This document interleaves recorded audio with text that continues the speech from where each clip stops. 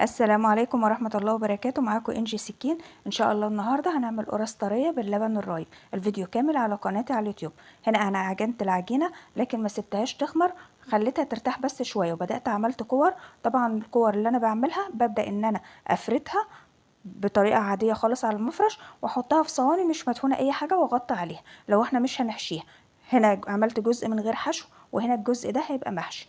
طبعا الجزء اللي احنا بنقفل الكورة منه هو اللي انا ببدأ اخليه لفوق، والوش بتاع القرصة اللي هيفضل معايا لاخر التسوية هي اللي بتفضل اتجاه المفرش.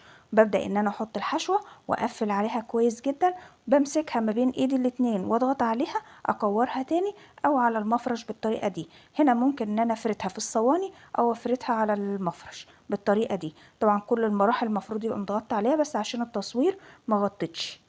هنا بعمل كل الكمية اللي عندي، بعد كده بسيبها تخمر.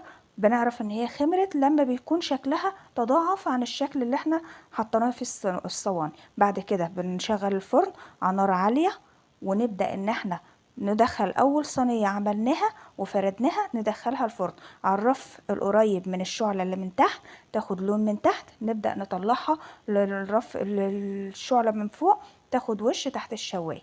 ظهرت بالشكل ده. اتمنى الفيديو يعجبكم. استودعكم الله الذي لا تضيع ودائعه.